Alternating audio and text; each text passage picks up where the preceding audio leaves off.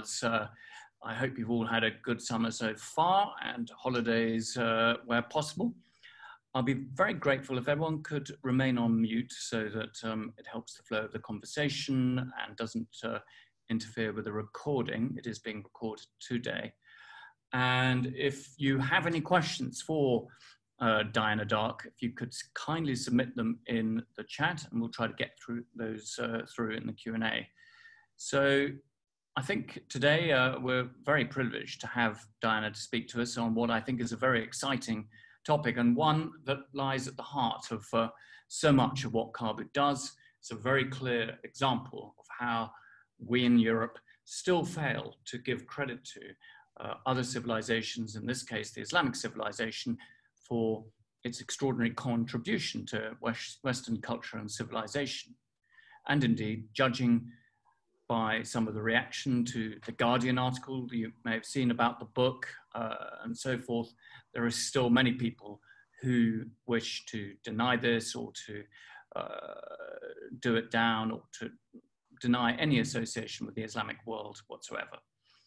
So we are extremely grateful to Diana. This isn't the first time she's held a book launch with Caabu. She also spoke to us on a book, My House in Damascus, as well as that wonderful story about the Catman of Aleppo.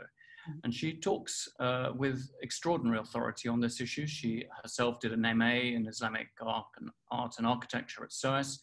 And she also wrote really what I think is the best guidebook on Syria, at least in days when we were able to visit it. So she's going to talk today for about 40 minutes with some illustrative slides about her book, and then we shall open up to Q&A. And just to remind you, a bit of a promo here, that the book is available from Hurst Publishers, Hurst Books. And if you use the code HURST30, you get a 30% discount, which is terrific. So we'll post that link in the chat. Diana, thank you very much once again for being with us. We really look forward to what you have to say. It's an utterly fascinating book. I've enjoyed every page of it and learned a great deal. A pleasure to have you with us again. Thank you very much, Chris, and thank you for hosting. Thank you to Caabu for hosting this event. It is my launch event. Today is the official launch of the book, and so it's great to have the chance to do that with Caabu, who really are the perfect vehicle, as far as I'm concerned, for trying to promote this kind of intercultural dialogue that so desperately needs to be focused on and understood better. So what I'm going to do, I'm going to share with you a whole series of slides, and I'm going to take you through them all quite fast. It's a huge topic. The book itself is nearly 500 pages. It's got about 150 illustrations. Hurst have done a beautiful job on it, by the way. I've got my own copy here. I've had my advanced copies for a little while, and they really are beautiful. It's been beautifully put together as a book. I'm really delighted with it. First, I should start by explaining the cover and the title. Stealing from the Saracens. This is deliberate irony, because the word Saracens, which is a pejorative word used by the Crusaders to describe Arab Muslims, derives, the most likely derivation is from the Arabic root saraka, to steal. And so we called the Saracens thieves, people who steal. And so we are taking things from the people we are calling thieves. So that's the deliberate double irony in the title. And the cover itself is of the inside of the dome of St. Paul's Cathedral. And the reason for that is that 300 years ago, Christopher Wren wrote right at the end of his life in his memoirs and in letters to various people that what we call the Gothic style should rightly be called the Saracen style. And he freely admits that in his vaulting for the dome at St. Paul's, he uses the Saracen vaulting, as he calls it, because quite simply it was the best. So the book has been read by a number of quite high-profile people, Michael Palin and Venetia Porter, Hugh Kennedy, Faisal Devji, and but the one I want to focus on particularly is the one from Rowan Williams. Now, my screen is refusing to move on. So that is a shame. I don't know why that's happening, but it's refusing to move on. Is there anything, should I stop sharing and try again, do you think? You can stop sharing. Perhaps I can load up my screen and see if I can do it. Okay, let's try that then. See if you can move it from your end. Or I can try again from mine, yeah.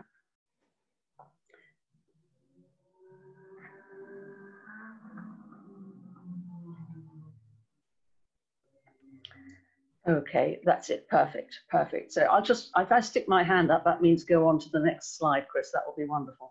Lovely. And so Rowan Williams, in his review of the book, really understood what I was talking about, basically, that this really is, what I'm trying to show in this book is the way that all cultures are interdependent, that everything builds on everything else that was there before. And so all these cultures interact in ways that we really need to understand. And it makes a nonsense of this whole idea of, oh, this is ours, you know, this is our identity. We need to acknowledge the fact that things are much more complex than that. And looking back across the centuries, there is no doubt whatsoever that an awful lot more came to the West from the East, if we're going to use that kind of language, than the other way around. And it shows particularly in architecture. Okay. Okay. The next one. Okay, so Christopher Wren, I just want to focus on him for a couple of moments because Christopher Wren was the arch synthesizer. He lived to be 90. He was a multi-talented man, a tremendous mathematician, geometer. He was a real synthesizer. And he totally understood that everything his whole theories. I mean, he lived to be 90. People thought he would die before reaching adulthood. He was pronounced a sickly child, but through careful management of his health, he managed to get to 90. And his achievements are incredible. And when he talked about the Saracen style, if we can move on to the next picture. Okay, are they moving on? Yeah.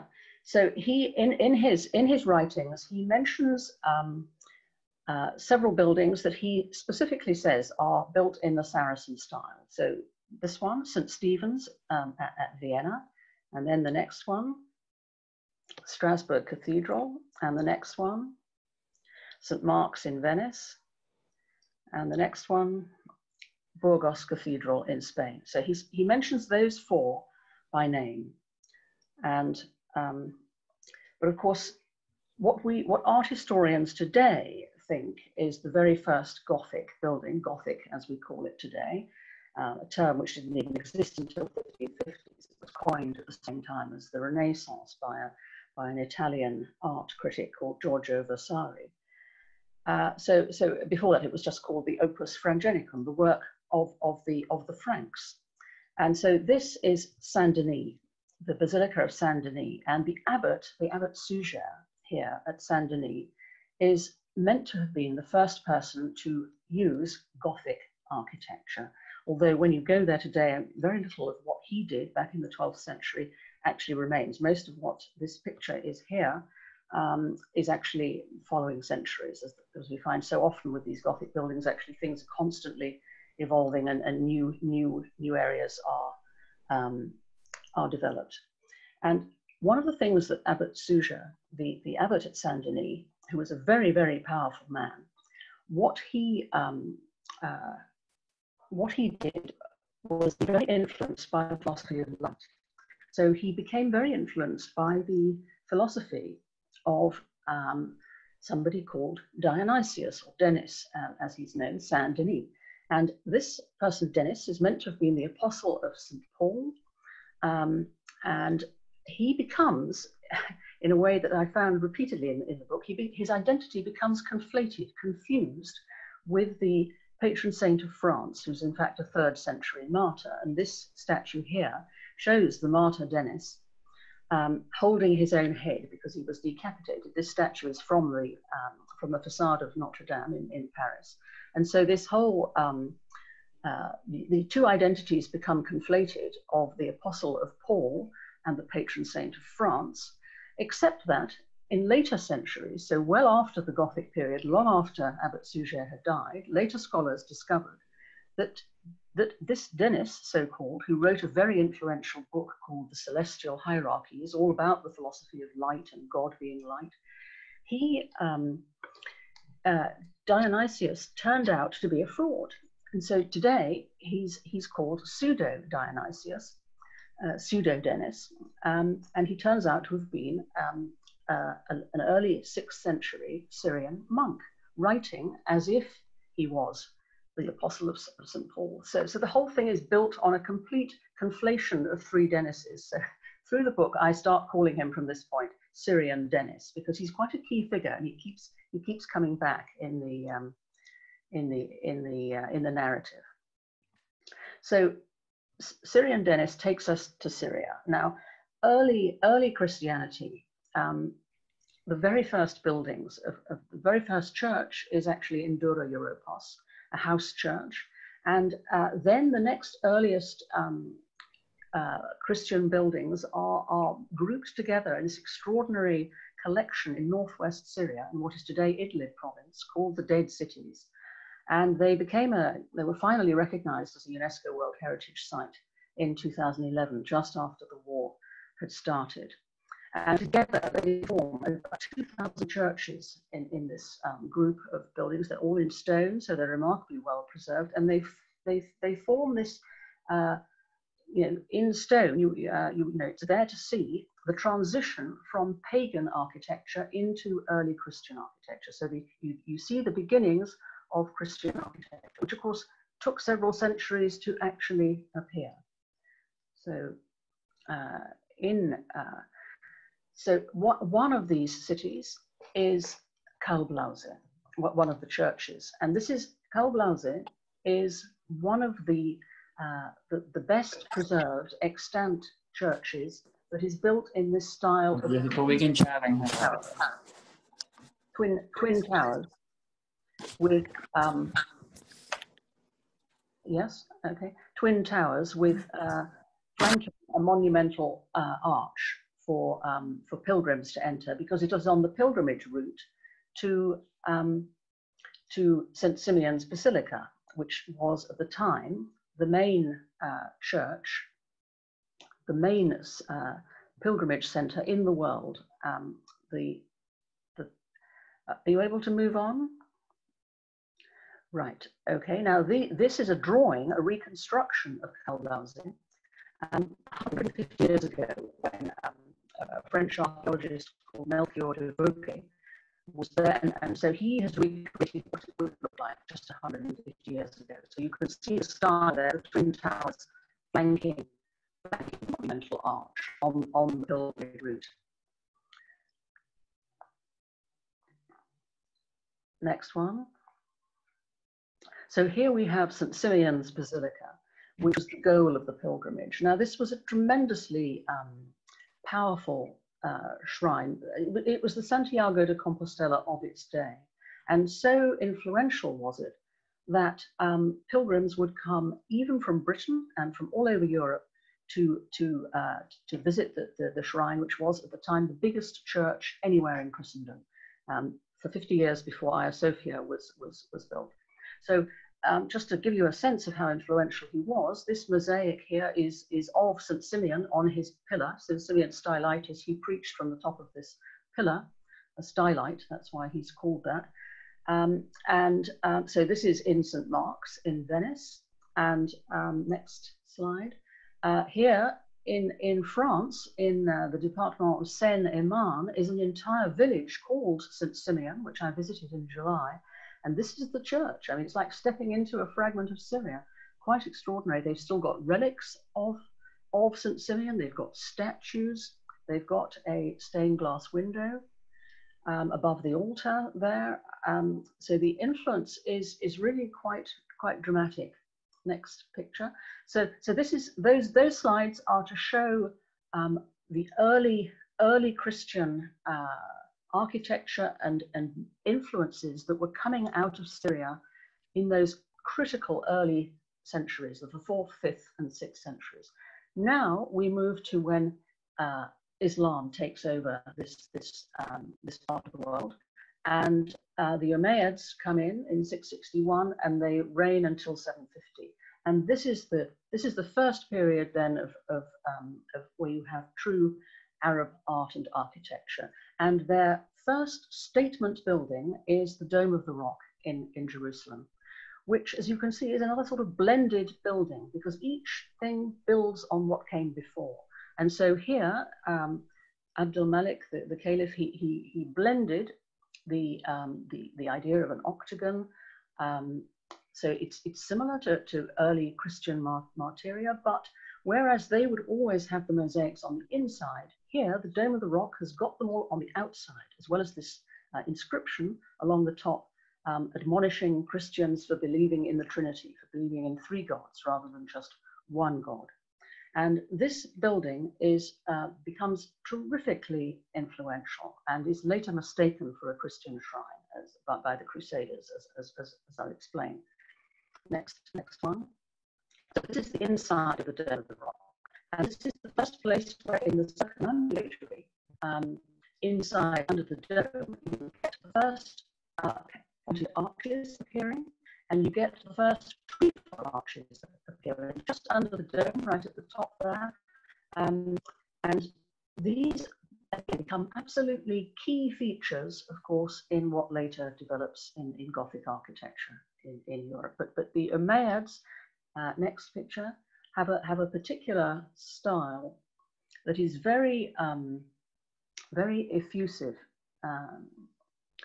So yeah, so this is the map. Goodness me, the infamous map of Jerusalem, done in 1486 by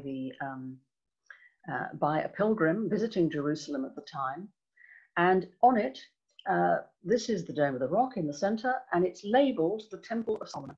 And this map, the Crusaders on taking Jerusalem mistook the Dome of the Rock for the Temple of Solomon, and they put a cross on top of it, and they turned Al-Aqsa Mosque into a palace, if you like, a sort of residential area for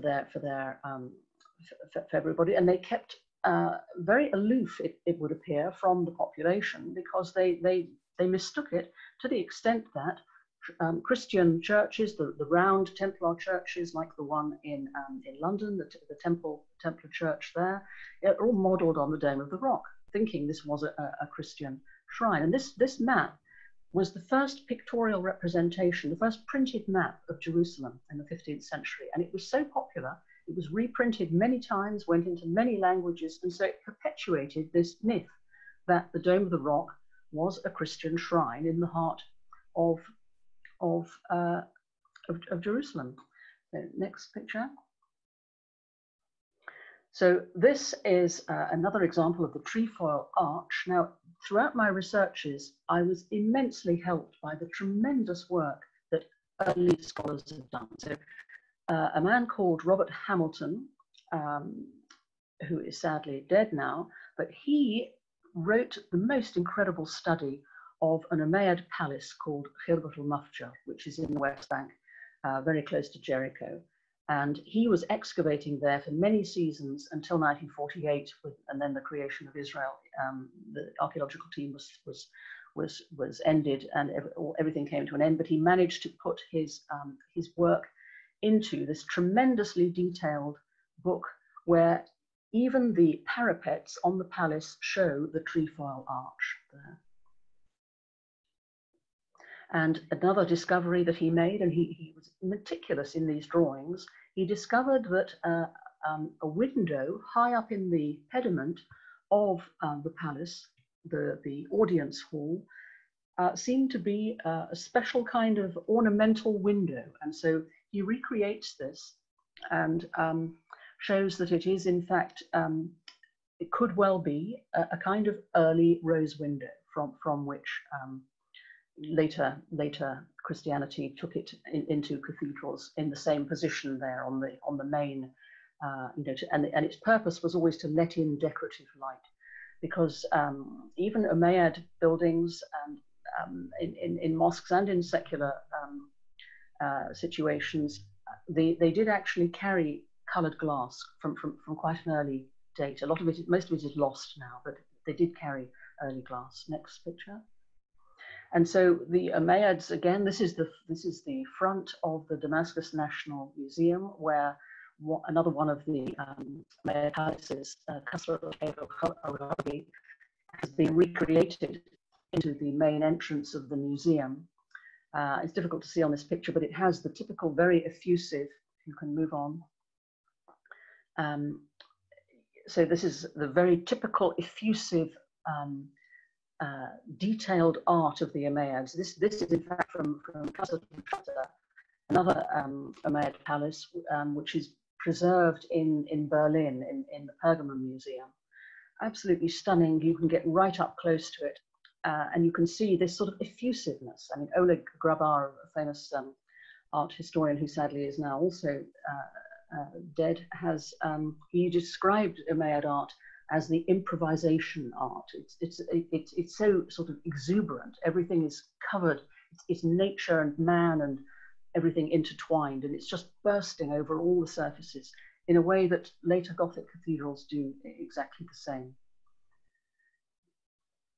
So another very influential Umayyad building, the Damascus Umayyad Mosque, which again you can see straight away just from where it is there in the heart of the old city of Damascus. It's a blended building, so it's blending the earlier Byzantine styles, it's blending the Hellenistic styles. If we move through the next pictures, just to show, so you've got the tower, which could be mistaken for a campanile.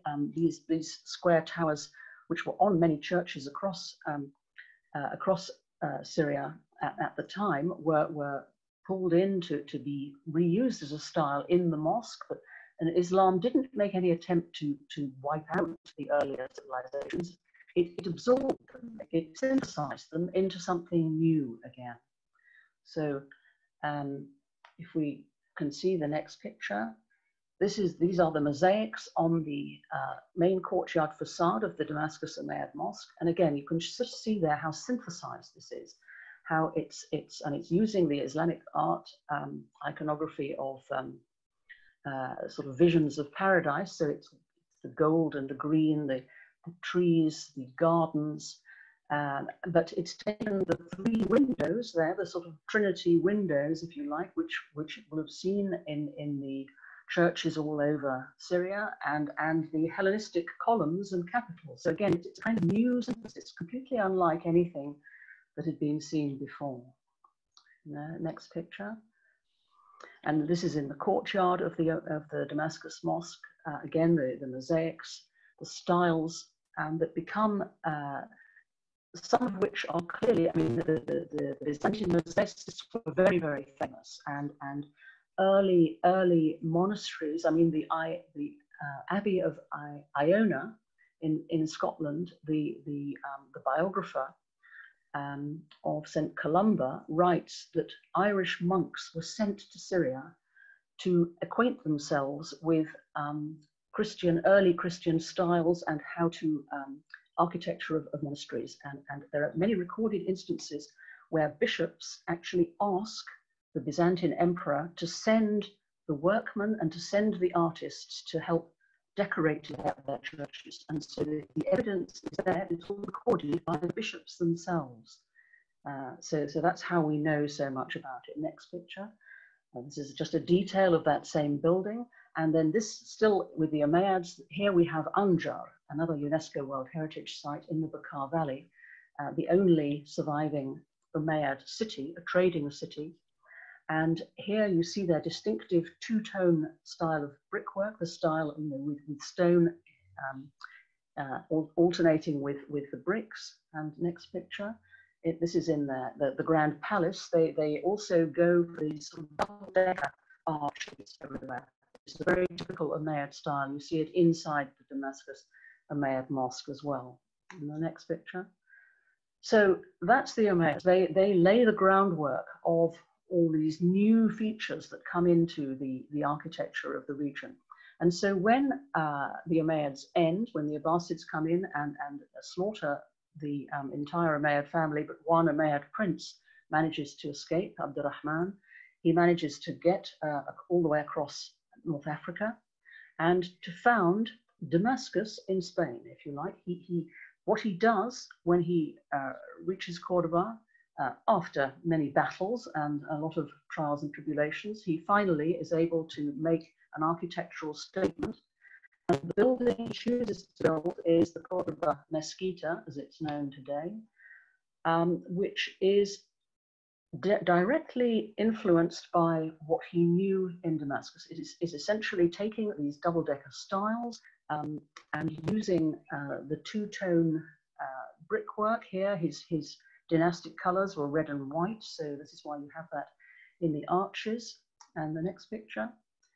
And so again, seen from above, you can see how it's influenced in its design and style by the Damascus Mosque, and of course it gets extended by Abdurrahman's successors in the course of the 8th and 9th centuries.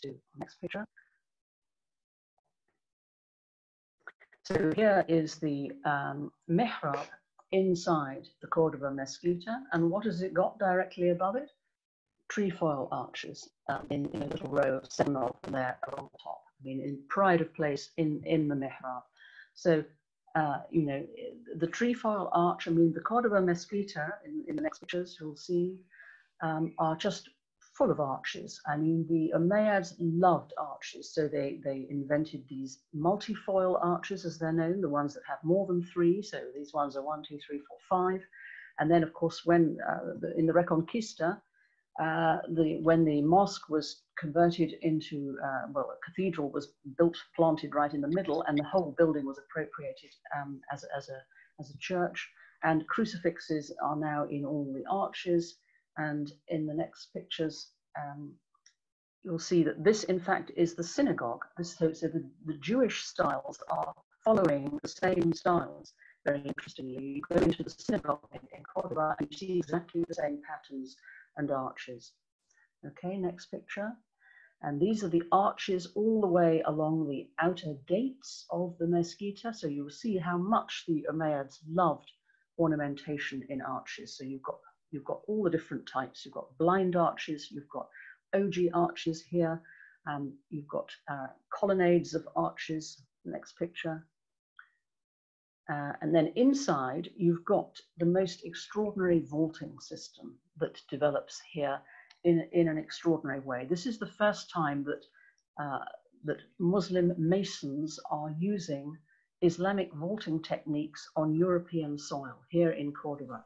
And this, what's today called the Chapel of Villaviciosa, is the vaulting system of the dome, which is immediately in front of the mihrab. And it is a completely astonishing piece of engineering. And engineers, scholars, sort of architectural engineers, got permission to go in and study the vaulting recently, just a couple of years ago, and they were astonished at what they found. Basically, that they said it is the most perfectly structured vault they've ever seen. It has never required any form of structural repair in its entire 1,500 years. So a wonderful example of the sheer level of technical competence with geometry that the Muslims brought into Spain, and which then, in the next picture, moved into, here, this is on the back of the Cordoba Mesquita. These are the pictures, these are the masons' marks. These are all the masons who were involved in building the Mesquita. And when you look at the names throughout there, you'll see that they are predominantly Muslim. A few Christians, but predominantly Muslim from the names. Okay, next picture. And here is the, what of course now is the bell tower, but originally the minaret of the mosque, which goes up in these registers. This is another Umayyad characteristic, where the towers go up in these registers, becoming smaller and more ornate as they reach the top. Next picture.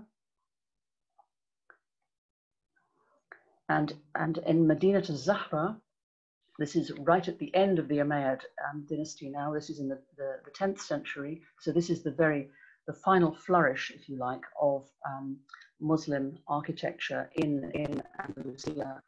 The wonderful palace, which is a sort of echo of the original desert Umayyad palaces in Medina to Zahra, also a UNESCO World Heritage Site fairly recently. Only 10% of it has been excavated. Next picture. But it was incredibly influential. There was a constant stream of ambassadors, European ambassadors and bishops coming to visit. They'd never seen anything like it. And Europe had nothing like it. The sheer level, quality of the carving. Here is a sort of tree of life carving in a frame, and this becomes very influential in Christian architecture. The tree going up within a frame like that, and that theme is used in stained glass windows. Then in the tree of Jesse, where you have the same style of everything within the frame, and again an ivory medallion at Medina to Zahra, where the scene of the seated caliph is within this lobed frame, and again that style gets taken into stained glass windows, and you see it quite frequently. Next picture. And here in this is the final flourish then of Spain with the Alhambra in the 14th century, the Nasrid palaces. By this stage, the Reconquista, all of Spain has been reconquered and is Christian, except this last little pocket of the Alhambra. This is the sort of dying gasp, if you like. But it does become very influential. Next picture.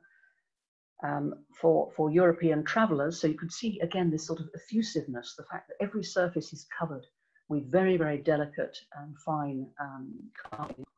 And European travelers then, as they start, another example of the very beautiful vegetal scrolling with some calligraphy mixed in a frame, always in a frame. Okay, next picture. And again, these windows, marble window frames. This again is first seen in the Damascus Mosque, and is used in the Mesquita, the Cordoba Mesquita itself. And originally, some of these would have had colored glass, and they were known as Shamsiyat or Courtyard. So that's from Shams, the Arabic for sun, and Qamar from the Arabic for moon, because again, it was all about the light coming through the windows. So the ideas of the light coming through and affecting the atmosphere within to create a kind of spiritual atmosphere was very much a shared concept. Okay, next picture. And this is the tile work in the Alhambra, tessellations, repeating patterns. Again, this very, very influential on people like Max Escher. Next picture. And so then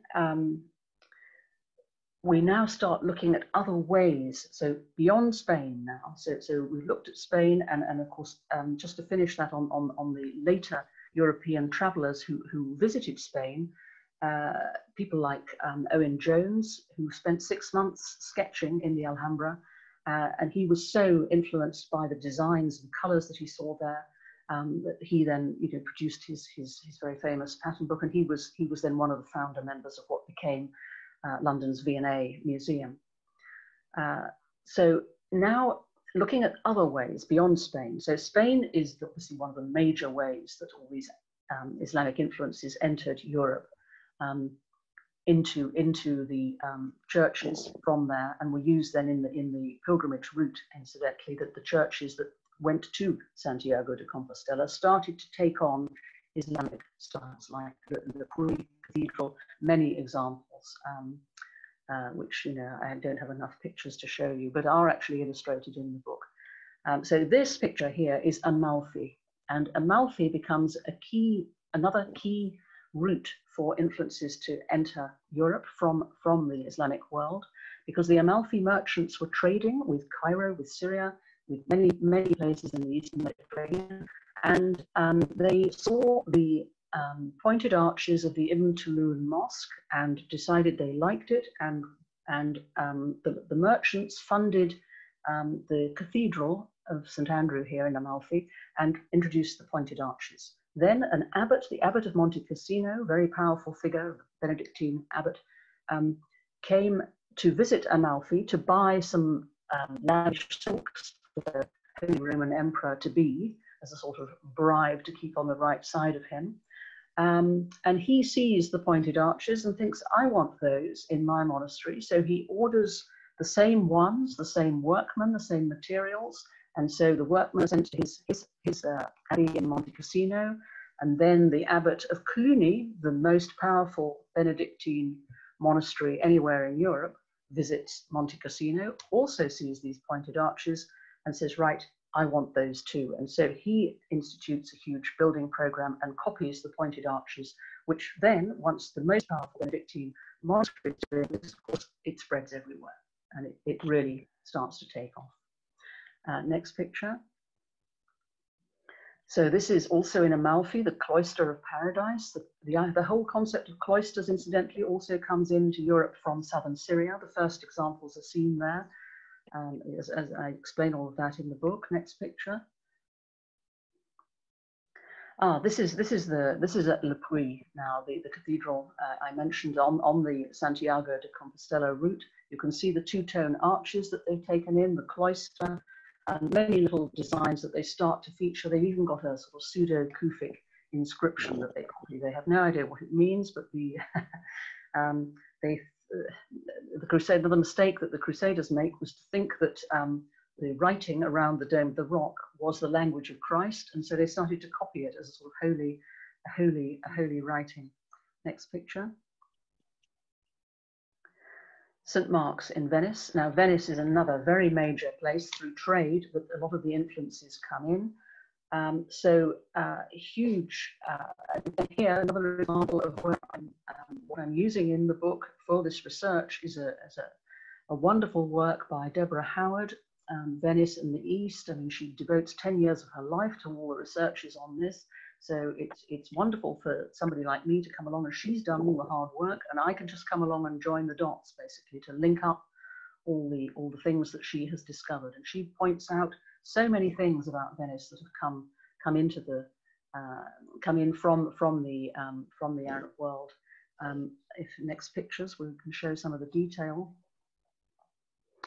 These are what are called the Pillars of Acre, wrongly called that, because in fact they were looted from Constantinople in 1204 with the Fourth Crusade. This is a very key event, again, in the whole process where Christians attack Christians, if you like. The Crusaders, the Catholics, go and attack the Greek Orthodox church in Constantinople and bring back all the loot. I mean, it's a shocking indictment of what can happen when sort of greed takes over, and it's taken many, many years before the popes finally came out with an apology for this. But Venice is virtually dripping in the booty from Constantinople, and so all these the bronze horses, these pillars, there are so many. You just walk around the building itself, pretty much everything looks Islamic at the moment when you see it. Next picture. The Doge's Palace, facing the waterfront. Again, look at it. I mean, it's just a series of arcaded arches, the pointed arches, the trefoil arches, ogee arches. It's got the crenellations along the roof parapet, which are based on the Mesopotamian merlons, which the Damascus Mosque has got and the Córdoba Mesquita has got. All of this gets just adopted into the Doge's Palace. And again, as I mentioned before, that map, the famous Jerusalem map, leads them to believe that the Al-Aqsa Mosque is the palace of Solomon, and so the actual layout is designed to copy that. And look at the detail here again, the crenellations along the tops of very stylized merlons. The whole thing is very, very. I mean, they loved the effusiveness and the arches. The Venetians absolutely loved it, and they adopted so many Arabic terms into their Venetian dialect. I mean, they lived like Orientals for a whole stretch. Okay, next picture. And other buildings, of course, copied it. So this is the carpet factory in Glasgow, the Templeton carpet factory, which modelled itself on the Doge's palace. Again, sort of like a sort of a powerful statement of a sort of a rich trading empire is what it was trying to convey. Next picture. And again, this is the Khans in, this is Khan al-Jumruk in Aleppo, where again these sort of cathedrals of commerce is how you could refer to them really. The Khans, which the Venetians saw in the centers of the old Islamic cities in Aleppo, in Damascus, in Jerusalem, in Cairo. They're very, very heavily decorated, and so they kind of mimicked these styles in their own palaces there. Next picture. So here's another example. This is the Palazzo Dario, and this is what's called the telephone dial motif here on the facade of the building, copied directly from Mamluk patterns in Cairo. So again, another direct borrowing, just because they liked the styles and were very pleased to reuse them. And then we move to Ravenna, another very influential city in the coast of Italy, through which many influences passed. And Ravenna is always held out as this place where these early 5th and 6th century churches with beautiful mosaics. But when you look at Ravenna more carefully, there is a huge Syrian backstory. All the bishops of Ravenna were Syrian up until the year 45. The patron saint of Ravenna, Saint Apollinaris, who's pictured here in this mosaic, he was a native of Antioch, and the links were huge. I mean, Ravenna was full of Syrians, both bankers, merchants, and people in the church. So all these influences are very, very clearly Syrian. You can recognize some of the patterns, styles. Okay, next picture.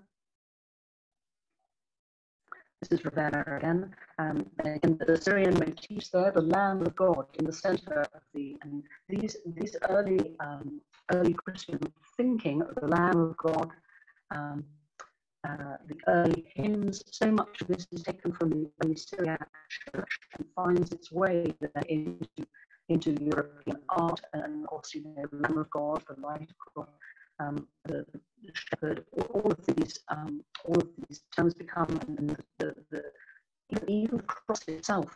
The first time it's used has come in directly from Syria. Again, other scholars have done all this work for me, so I'm just referencing their work in my own book so that people can rediscover it again. Next picture.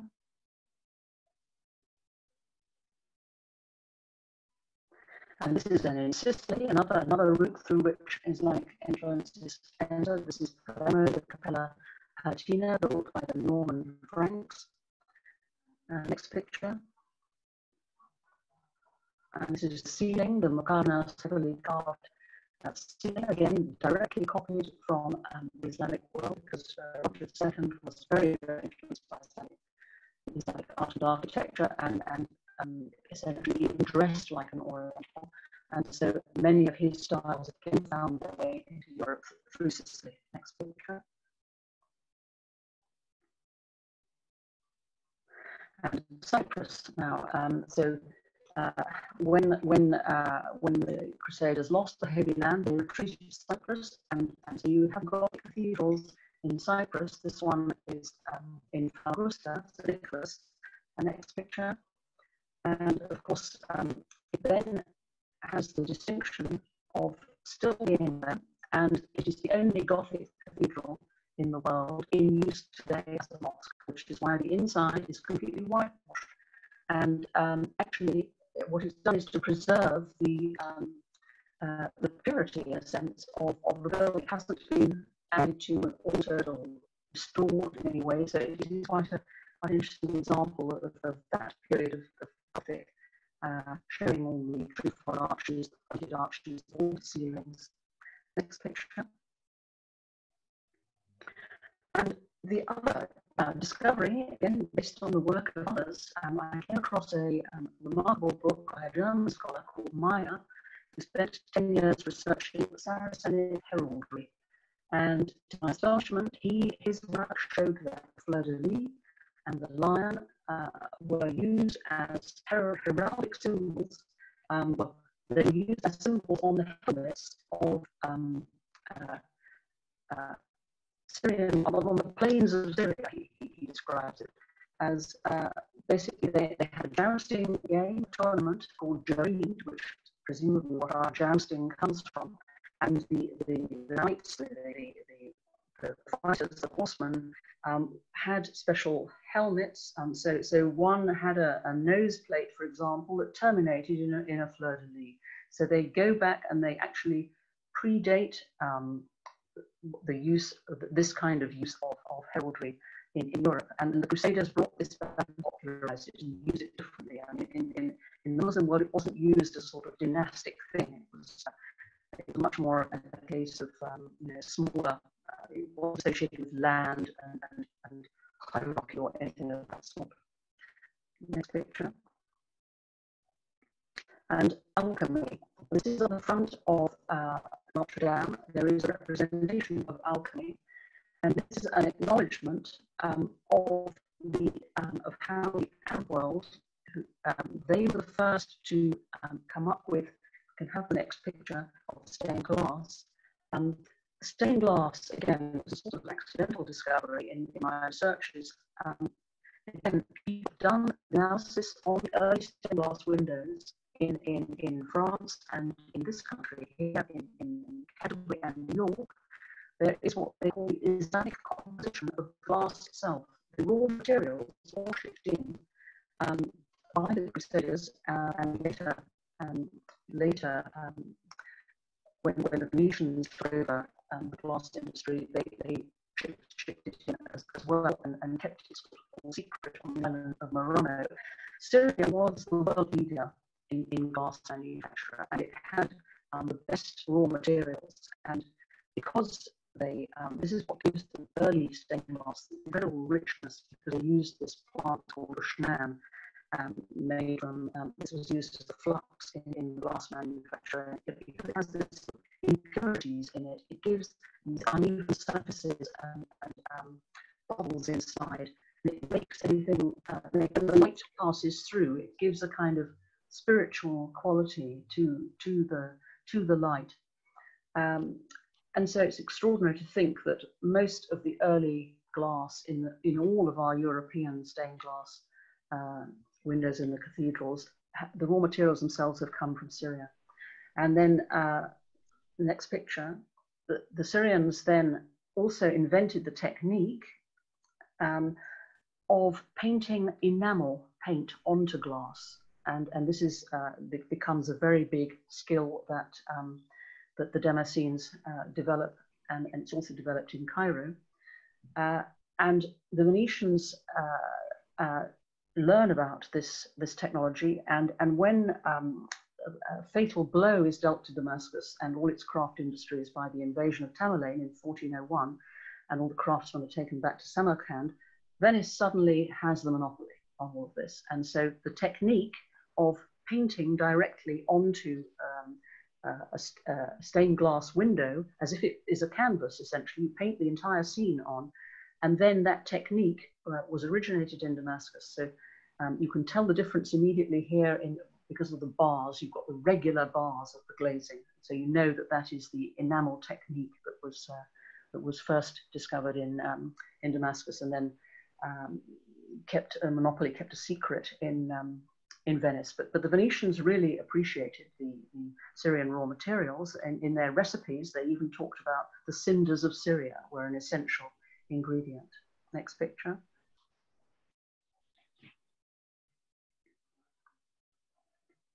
So Crac de Chevalier, this is just touching now on the military aspects, the military borrowings. So the whole idea of rounded concentric castles and matriculation boxes. Next picture. This is the Crusaders saw that the Muslim armies were using these very new technologies, new ideas. Next picture. Oh, Chateau Gaillard, that's right. So Richard the Lionheart comes back from Crusades and builds Chateau Gaillard overlooking the Seine just south of Rouen. And puts into practice all the techniques that he's used. So you can see the rounded wall that he builds there, which deflects cannon fire more effectively. He uses matriculation boxes, and he calls it his favorite fairy castle, my fair castle, he calls it. And he built it incredibly fast in 2 years. Next picture.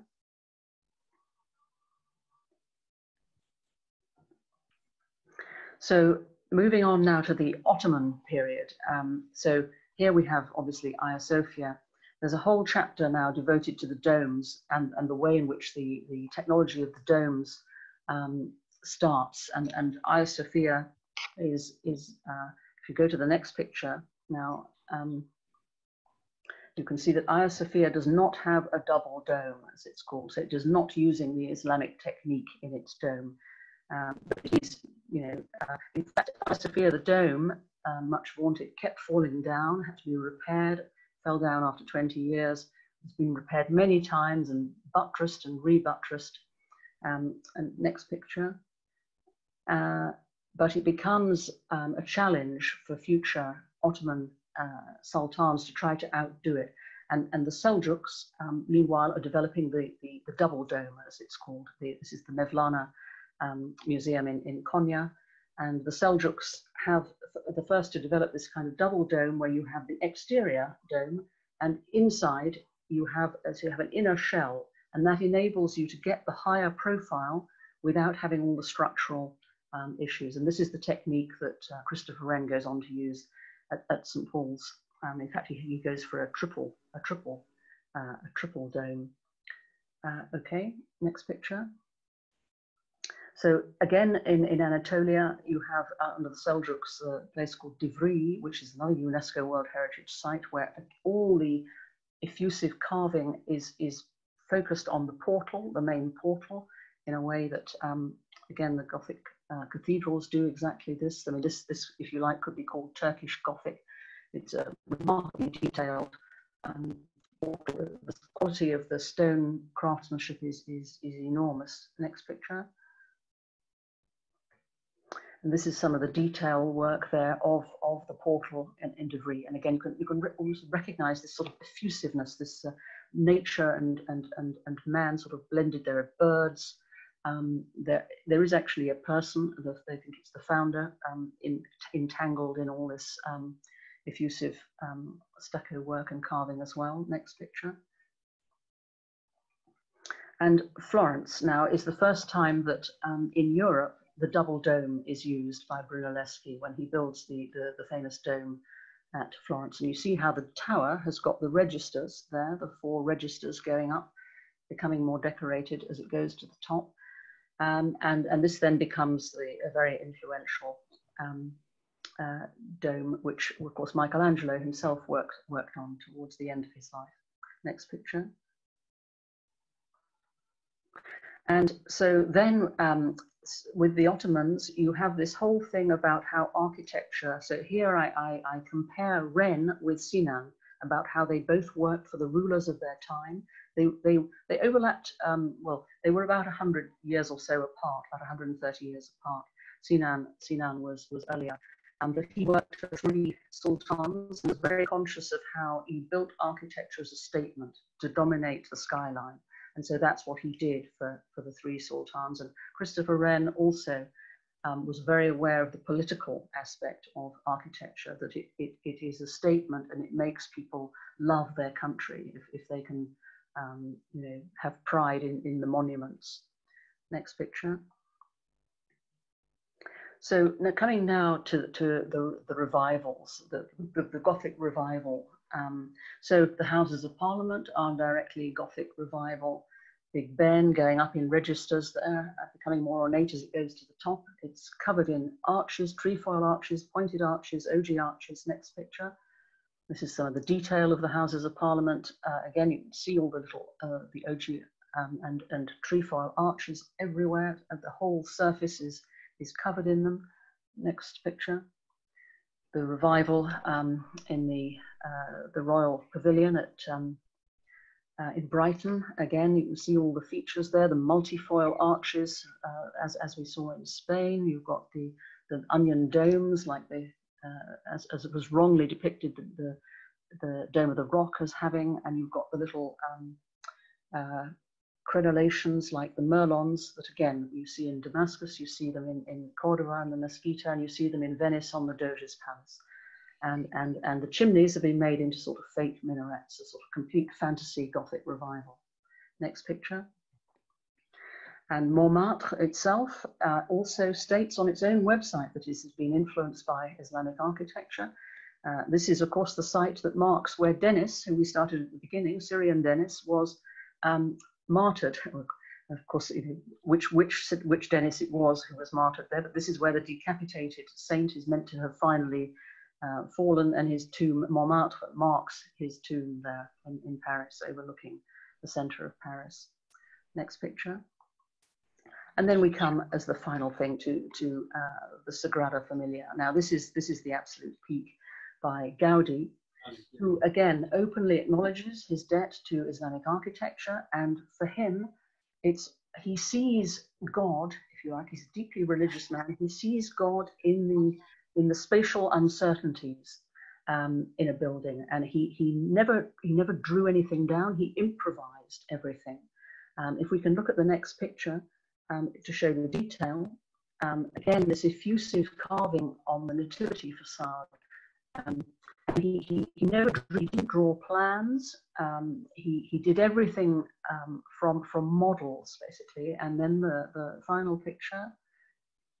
Back to Sagrada Familia, which again, he saw nature as the inspiration, God and nature intertwined, except that he has the advantage of supreme technology by this stage. And so, whereas all the features of medieval Gothic architecture are all taken from the East, apart from flying buttresses, what Gaudi achieves here is an organism, a completely self-supporting organism with all the features of Gothic architecture, except for the flying buttresses, because that is in both his mind, and interestingly, Christopher Wren said this as well, it's a failure to have to use buttresses. You should not need to prop up the building.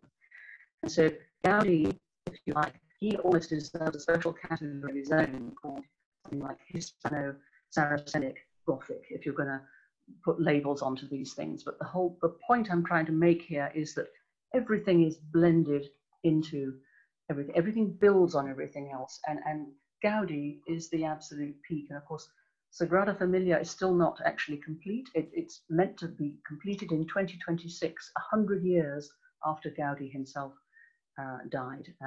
And he was accused of being slow about it at the time, because it went on for 43 years. And his reply was, "My client is not in a hurry."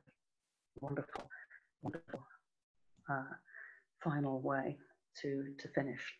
So that's it. It's the final picture now. Back to the cover, I think, and that's the quick run through. And I'm sorry about the hiccuping images. It's I think when you've got quite a lot like that, they do hiccup around. But I'm trying to just give you a sense of how much is covered in the book. And believe me, I'm just sort of skimming over the top of what's there. There's a huge amount there, building on the earlier work of many, many people who have devoted, in some cases, their entire lives to researching one particular aspect. And so I've come along and sort of built up this giant circular jigsaw, joint dots, to try to put it into some sort of digestible form for people to be able to get some sense of it, of the sheer scale of it. And to acknowledge it, and it enriches your own understanding of a Gothic cathedral, for instance. I mean, I was lucky enough to visit several of them in recent weeks, and every time I step in now, I think, wow, this is just the huge backstory of these places is blows your mind. I mean, it's just a wonderful thing. I mean, the masons, the stonemasons, really take my hat off to them to do all this without plans most of the time. Thank you so much, Diana. That was utterly terrific. There's a small query we've had, which is a rather more technical one, is that, do you know if the Hearst discount offer is available to those living outside of the United Kingdom? Oh, I really don't know that. I haven't asked them and they haven't told me, but it's worth a try. It's worth a try.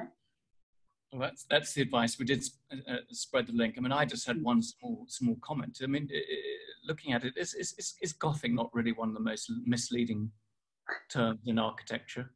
Completely. I mean, but Christopher Wren saw it 300 years ago. That's, you know, but somehow that term has stuck when it's so clearly wrong. You know, I mean, the Goths did not originate any of this stuff. I mean, even the horseshoe arch, which some people say did originate in, you know, with the Visigoths in northern Spain. The research I've done actually does trace it back much further to earlier. I mean, the horseshoe arch evolved in Syria. I mean, it shows in the cities of the dead, in a lot of the early churches, just one or two of which are still standing. An awful lot has unfortunately collapsed in the last 100 or so years. So thank goodness for the pictures that de Vogue drew, which preserve what he saw, at least, even though we sadly can't see it today. Now, we've got a question from David Dessin. I don't know if I've pronounced his name right, but David, are you there?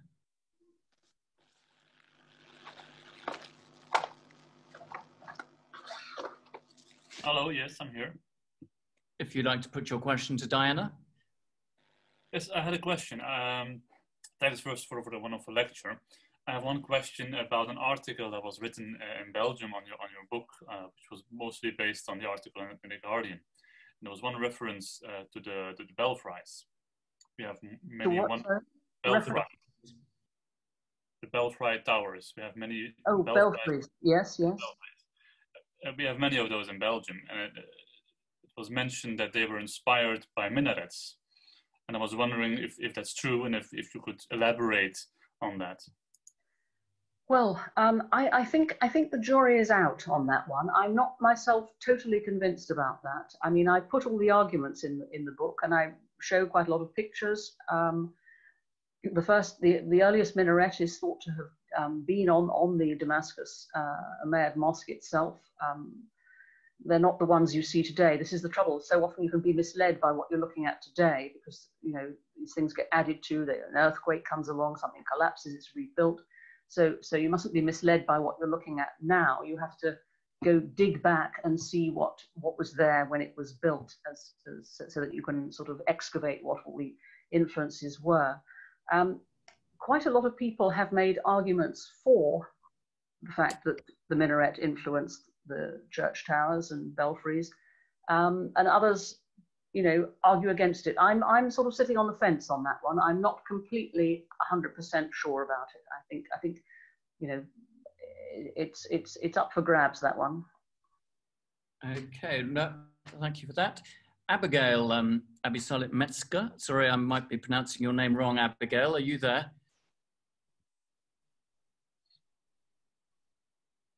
If she's not, she's asking really how many of these structures have survived the war and the bombings. I assume she means the Syrian war. Well, the single greatest loss in Syria in architectural terms has been the Seljuk minaret of the Aleppo Umayyad Mosque, which was it's 10th century. I mean, very influential. It's, you know, it's over 1,000 years old, and unfortunately, nobody knows who was responsible. But somehow or other, it got caught in the crossfire and it collapsed just like that. So, you know, just boom, all gone. They are hoping to rebuild it, but the whole thing is gone. It's going to take many years. But it's a very influential building. It's thought to have influenced the Venetians a great deal, because it's the first place where you can see blind ogee arches curving around the corners. So that is the biggest single loss. Then some of the cities of the dead that I mentioned have been damaged, but not badly. I mean, they're all, most of them are reparable.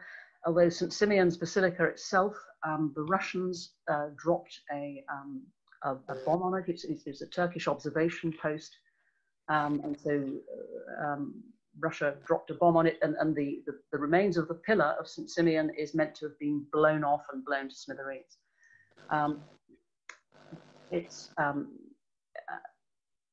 unfortunately, there is, even as we speak, the Syrian regime is starting to attack Idlib again in what's called the Jebel Azawiya, which is where a lot of these dead cities are concentrated. And each time I read about it, I'm just expecting to hear, you know, that this or that church has been damaged. So far, Kalblauze, remarkably, is still standing after all this time with no buttressing. It's in an earthquake zone. It's come through everything, and it's never been repaired or anything. I mean, it's just still somehow or other managing to stay there. But of course, as long as the fighting and war goes on, which sadly it is, all of these sites, all of these many UNESCO World Heritage sites in Syria remain under threat. Now, have you got time for a few more questions? We've got some in the chat, if you're willing. We've got one from Hugo Mack.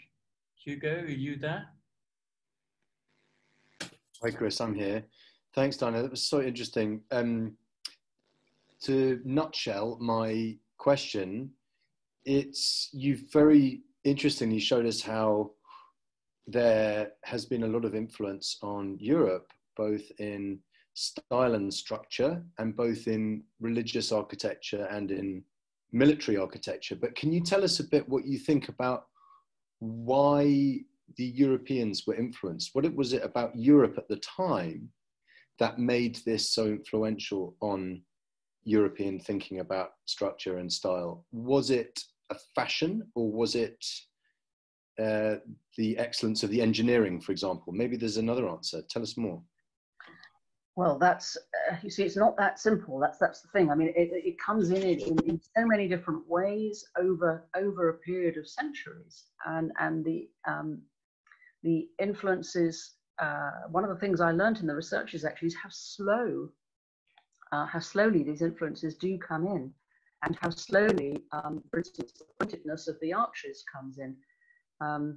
One of the things, for example, is that the pointed arch is actually stronger than the rounded Romanesque or Norman arch. And so as people realized that, gradually, they started to make it more and more pointed. But that doesn't happen quickly, because the technology to get it to the stage where it is going to be structurally sound. I mean, again, professors have done researches on this, and Professor Cresswell, his name was, has done a study of pretty much all the arches across the Islamic world and come up with a dating system, which shows that it took 25 years for the arch to become 1 degree more pointed, because that's how long it took for the technology to evolve. And it's a very, very precise thing that has to happen. And money comes into it as well. So you've not just got the styles coming in, you've got to have the money to build all these huge Gothic cathedrals. They're massively expensive. And of course, this is where the Fourth Crusade comes. I mean, Europe becomes very rich from pillaging Constantinople. It takes all the gold. So it's taken from the Orthodox Christians to, and of course, it's taking huge taxes from the conquered in the Reconquista in Spain. So it's taking lots of taxes and dues and things there as well. So it's raking in money, and it's raking in money from the pilgrimage trail to Santiago de Compostela, which is run by Cluny, by the Benedictines. And so all this money is able to come in together at a time when all the styles have come together. So it's a sort of convergence of the two things. And so it's this flowering, so it becomes a fashion once Cluny has started it. And then the money to do it all comes into Europe after the Crusades. Terrific. Zainab is asking, what inspired you to write the book? Well, that's a very easy question. That was the fire at Notre Dame. As soon as the reaction to that fire, it just made me angry, I'm afraid.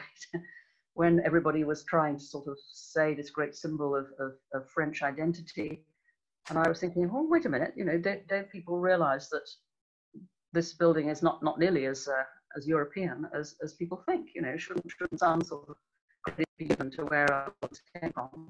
So that's what prompted me to put out a tweet the morning after the fire, just saying that Notre Dame's ancestor was standing on a hilltop in Idlib province, and attached a photo of Col Blauze. And the reaction to that was so huge that I thought, goodness me, maybe people really don't know about this stuff. And so I then wrote a blog about it, which was picked up almost immediately and reblogged and put on different websites. And before I knew it, it got translated into, it was appearing in the Shanghai Times and you know, newspapers in India. I mean, all across the world, suddenly this sort of took off. But at that stage, I wasn't going to write a book about it. It was actually after visiting then Cordoba last year. I was so shocked when I went to Cordoba to see the level of cultural appropriation at the Mesquita, and the fact that the Syrian origins are simply not talked about. You know, if you didn't know, you could honestly not be aware that it had originally been a mosque. And so that sort of combined with the fire made me realize, and then luckily I happened to meet Michael Dwyer at Hurst when I was still sort of slightly ranting about all of this. And so he listened to me for a bit, and then he said, well, why don't you write a book about it? And so here we are with the book, thanks to him saying, having the faith, if you like, to give me my head and say, right, well, off you go and write the book then. And I will always be grateful to him for that, because it's made me realize how deeply interested I am in architecture, and how actually so much of my life's history in a way has been steering me towards this book. You know, I've always been fascinated by old buildings, by the influences on buildings. I've been involved in restoration projects myself, obviously in Damascus with my own house there. So it runs quite deep inside me actually, and it's endlessly fascinating. Well, you've given up a great deal of your time to come and talk to us today, Diana, and I'm sorry we couldn't get through all the questions in the time allotted, but just urge everyone, of course, to go and get the book at Hurst. I'm afraid it's sold out on Amazon, so Mr. Bezos is not going to get richer today, but from us, that is. But really, it's an absolutely terrific book. And I'll just echo what was said actually about Cordoba. I remember going to Granada and Cordoba the last time I visited and still couldn't see any Arabic translations of guides of things, as if somehow Arabic-speaking visitors weren't, you know, entitled some way to learn about, you know, this great, wonderful civilization that originated in their part of the world. So it just remains for me to thank Diana, to thank everybody for attending today. And I hope that you all enjoy the book, but also one day in the not too distant future, get a chance to go and visit some of these wonderful places, cathedrals and palaces and etc. That highlight so much what Diana has written about so eloquently. Thank you very much, everyone.